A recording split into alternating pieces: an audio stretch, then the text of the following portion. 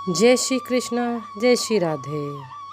कार्तिक महात्म्य का 9वां अध्याय। इधर वृंदा ने स्वप्न देखा कि उसका पति सारे शरीर पर तेल लगाकर नंगा शरीर भैंस पर सवार होकर दक्षिण दिशा की और प्रेतों के साथ जा रहा है। वह स्वप्न देख उसे बड़ी चिंता हुई और उसे अटारी तथा गौशाला कहीं भी विश्राम नहीं मिला। तब वह एक वन में गई तो एक वन से दूसरे वन में चली गई। वहाँ वृंदा ने सिंह जैसे मुख वाले 2 राक्षस देखे। उन्हें देखते ही वह डर के मारे भागी। आगे जाकर उसने शिष्य सहित एक तपस्वी मुनि को देखा और उनसे अपनी रक्षा करने के लिए कहा। उसकी प्रार्थना पर मुनि ने अपनी एक हुंकार से उन राक्षसों को भगा दिया। उसके बाद वृंदा ने मुनि से विनयपूर्वक कहा कि महाराज, मेरे पति जालंधर तथा महादेव जी में घोर युद्ध हो रहा है। उसमें किसकी विजय होगी, आप मुझे ये बताएं। आप सर्वज्ञ हैं। यह सुनकर मुनि ने ऊपर को देखा। उसी समय 2 बंदरों ने आकर मुनि को प्रणाम किया और मुनि के संकेत पर वह दोनों बंदर वहाँ से चले गए। फिर थोड़ी देर बाद वह दोनों आकाश की ओर से आए और उन्होंने वहाँ जालंधर दैत्य का सिर और धड़ लाकर फेंक दिया। वृंदा अपनी पति को मृत शरीर को देखकर बहुत दुखी हुई और रोने लगी। उसके बाद मूर्छित होकर पृथ्वी पर गिर पड़ी। मुनि ने अपने कमंडल से उस पर जल छिड़का तो उसे कुछ चेतना आई। तब वह पुण्य विलाप करती हुई मुनि से बोली कि महाराज, जिसने देव, गंधर्व और विष्णु सहित तीनों लोकों को जीत लिया, वह शिव के साथ हाथों कैसे मारा गया? हे मुनि, आप मुझे इसके बारे में बताएं। किसी प्रकार मेरे पति को फिर जीवित कर दीजिए। तब मुनि कहने लगे कि शिव की हाथ से मारे गए को कौन जीवित कर सकता है, परंतु फिर भी तुम पर कृपा करके हम इसको जीवित कर देते हैं। ऐसा कहकर मुनि अंतर ध्यान हो गए और जालंधर जीवित होकर वृंदा के साथ प्रेम मिलाप करता हुआ आलिंगन विद्ध हो गया। वृंदा भी अपने पति के वेश में विष्णु के साथ उस वन में रमण करती रही।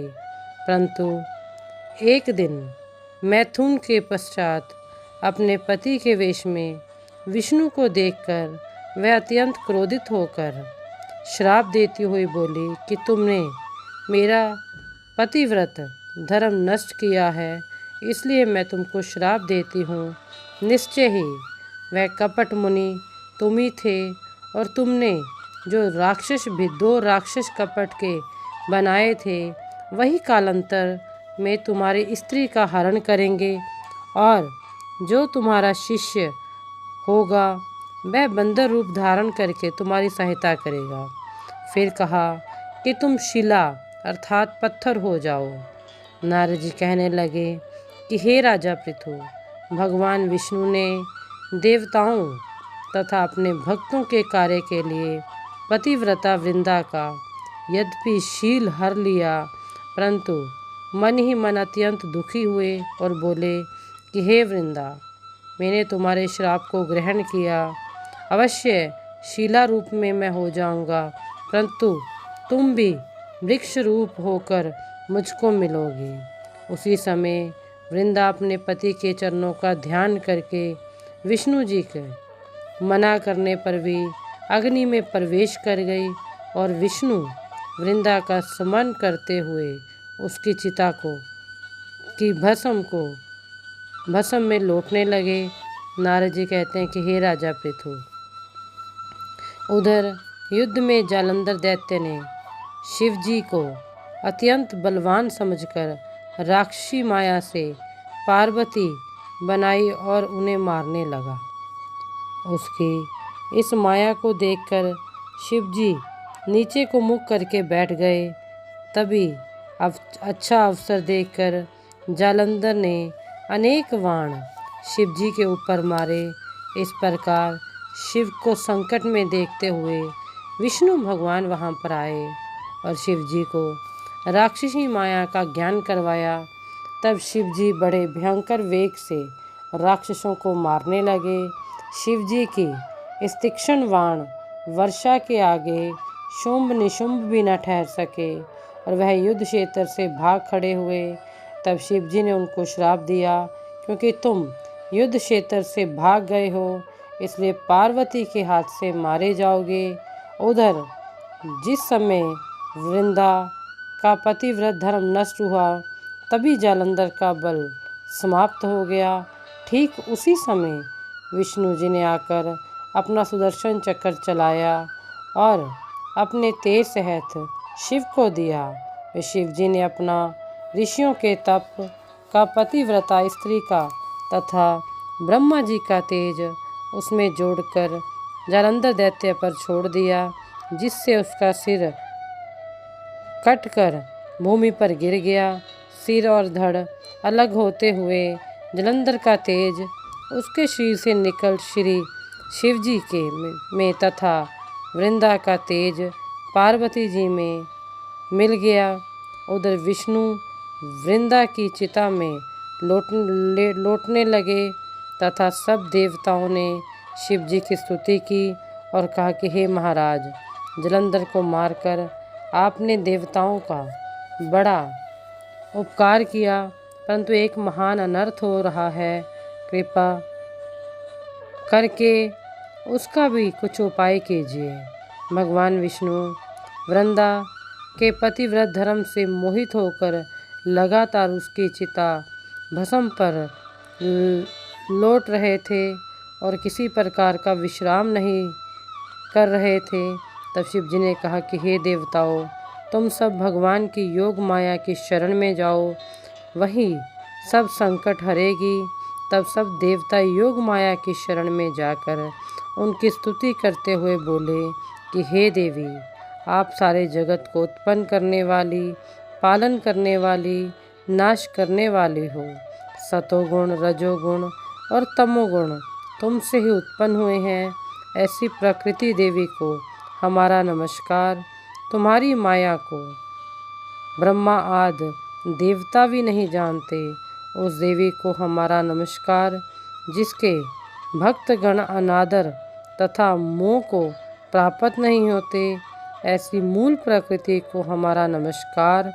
उस समय देवताओं ने एक तेज देखा और आकाशवाणी सुनी कि गौरी, लक्ष्मी और सरस्वती रजोगुण, सतोगुण, तमोगुण रूप में मैं ही हूँ। तभी तीनों तुम्हारा कार्य सिद्ध करेंगी। उन देवियों की तुम आराधना करो। फिर उन तीनों देवियों ने प्रकट होकर 3 बीज दिए और कहा कि इन तीनों बीजों को जहाँ पर विष्णु हैं जाकर बो दो और अपना कार्य सिद्ध करो। देवताओं ने तीनों बीज ले जाकर जहाँ पर वृंदा की चिता भगवान विष्णु वहाँ पे लौट रहे थे जाकर बो दिए। उन तीनों बीजों से 3 वृक्ष उत्पन्न हुए। रजोगुण सरस्वती से आंवला, तमोगुण गौरी से तुलसी और सतोगुण लक्ष्मी से मालती हुई। श्री लक्ष्मी जी ने अपना बीज ईर्ष्या युक्त होकर दिया था, इसलिए मालती भगवान की पूजा में निंदित है तथा आंवला और तुलसी भगवान को अति प्रिय है।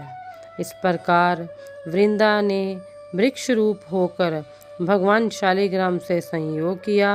इसी कारण कार्तिक के उद्यापन में भगवान की पूजा तुलसी के मूल में होती है।